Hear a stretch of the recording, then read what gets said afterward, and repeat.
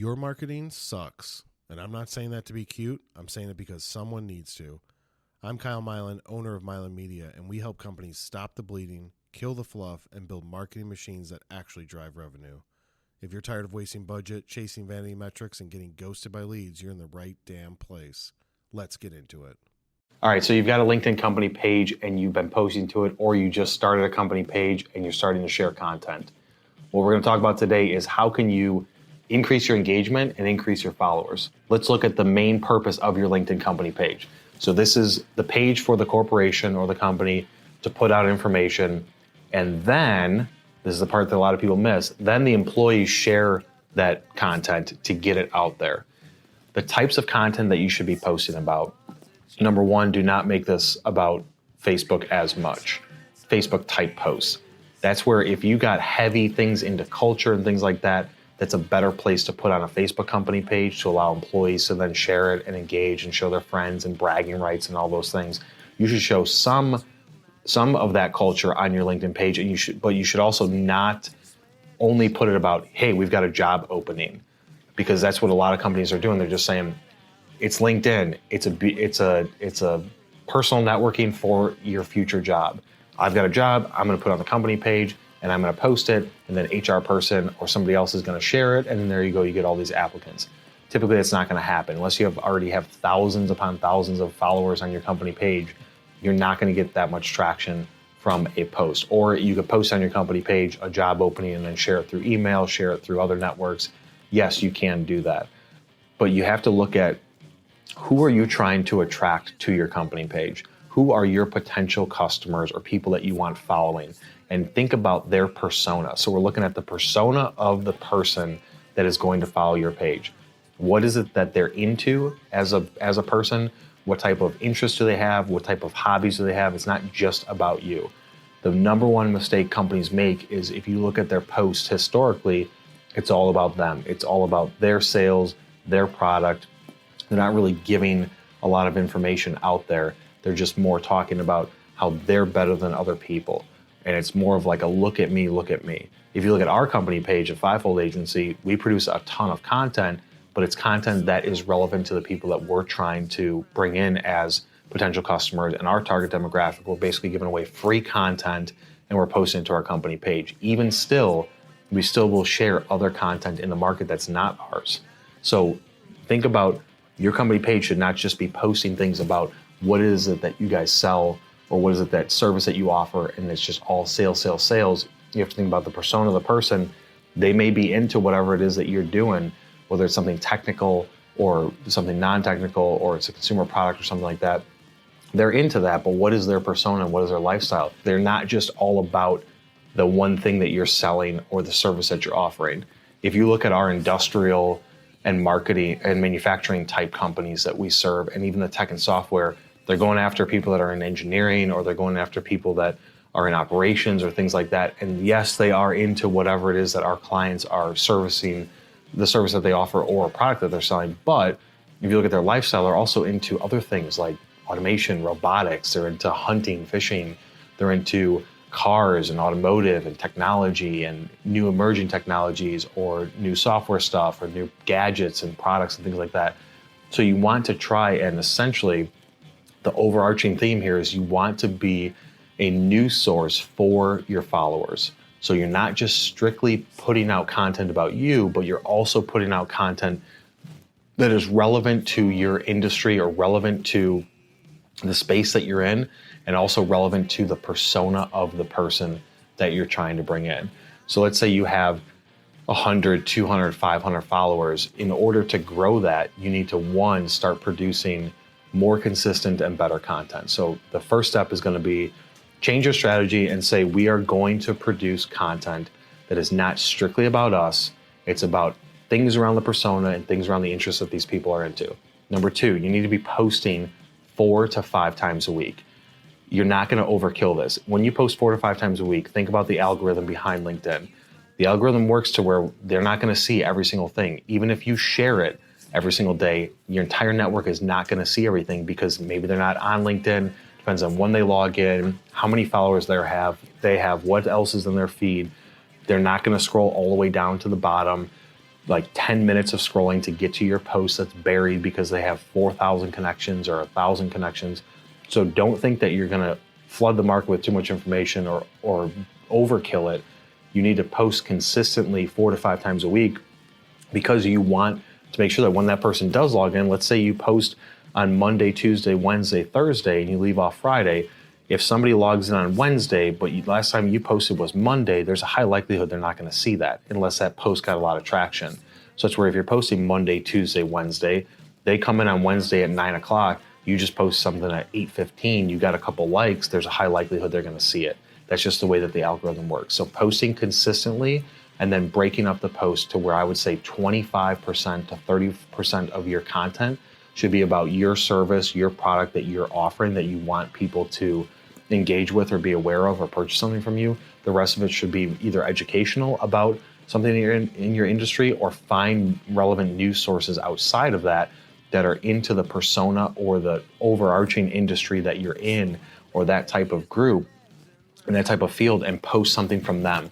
You obviously don't link to competitors, but post something that is relevant in the space, something that's been published in the last week or two or in the last couple of days preferably, and post that up there with a link. The third thing you need to do is look at when you're posting this and look through your feed. Stop making your post images not fit the frame. LinkedIn has specific optimizations for the pixel width. I believe on their site it says 1200 by 600. They're going to somewhat auto adjust if they're a little bit bigger. They're going to shrink the height, shrink the width, but try and go with the 1200 by 600 size of your images. And from a video standpoint, they'll shrink those in. So you can do 1920 by 1080, or you can do 1920 by 1920. It'll shrink it in and make it work. Or you can even use some of the vertical formats for the mobile, and it'll work there too. So you can look that up to see exactly what the sizes are. But for an image 1200 by 600, what I see so many times is companies will have this black box on the sides where their image is only taking up like this much of the screen when they've got all of this. And it looks absolutely ridiculous. It just shows that you don't care about the quality that you're doing when you do these posts, that you're just throwing something up there quickly.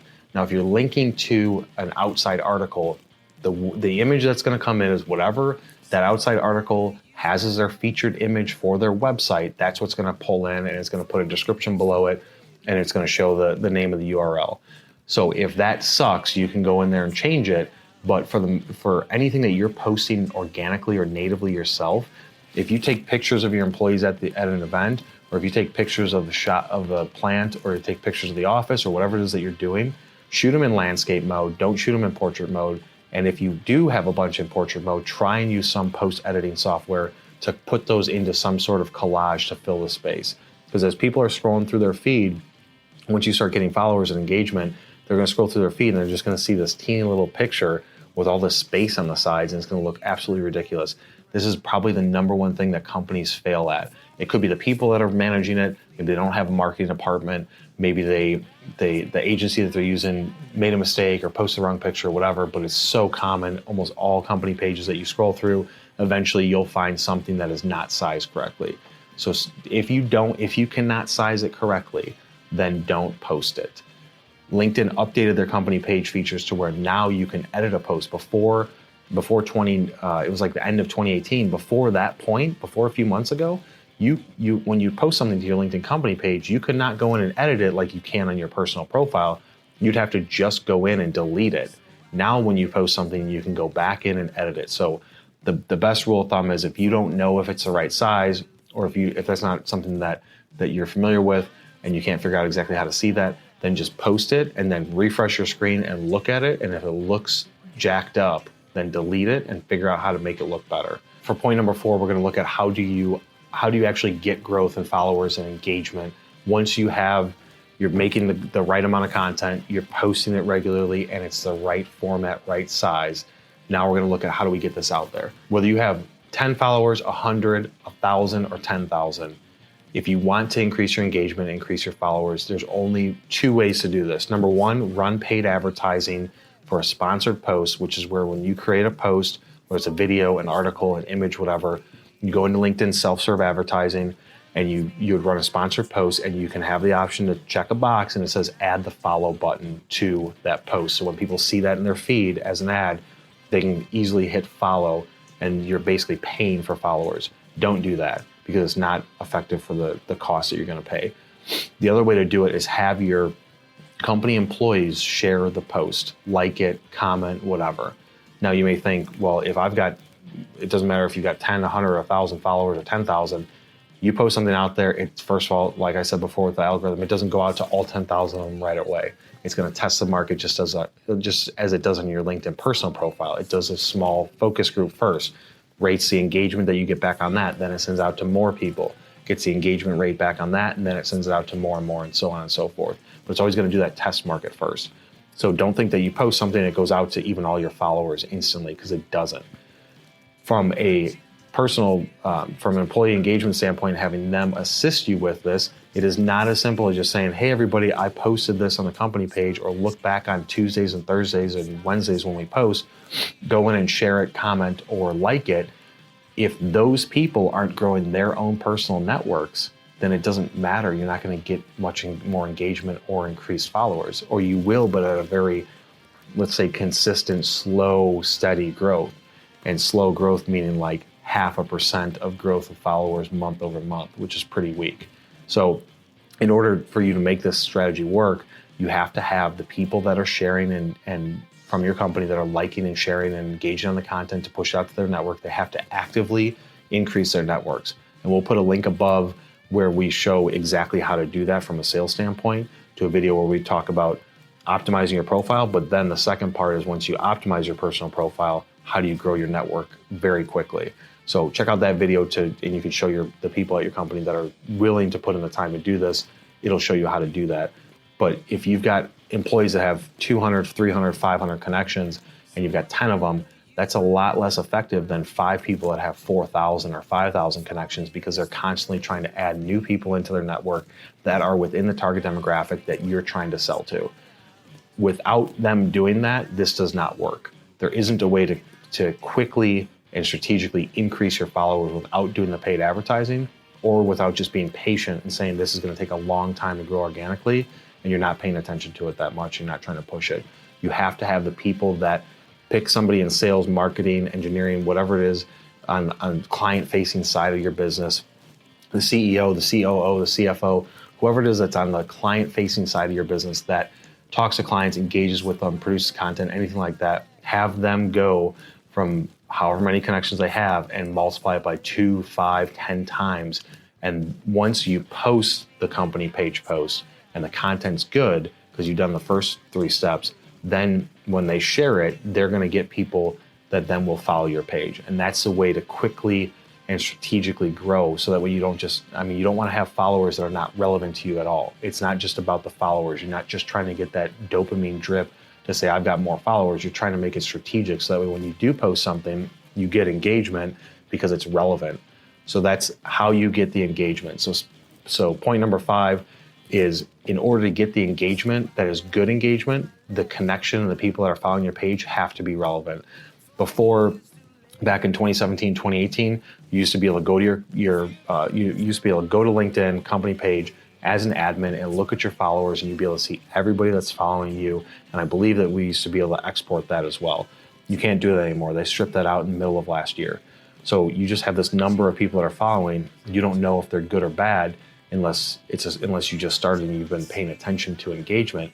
But you have to make content that's relevant to the target demographic. If your company page is posting stuff about bicycles and mountain bikes, and then you've got a bunch of real estate agents that are following your page, unless those real estate agents also love biking, it doesn't matter that they're following the page, because they're going to be crap followers. They're not going to engage with your content. Maybe they're following because they want to sell you something. So you have to look at it from that standpoint, that you want people that are organic, high value, high engaging followers. The only way to do that quickly is to have your client-facing employees at your company connect with those strategic people, share, like, comment, and engage on your content, and push that out to there, and then go into the feed.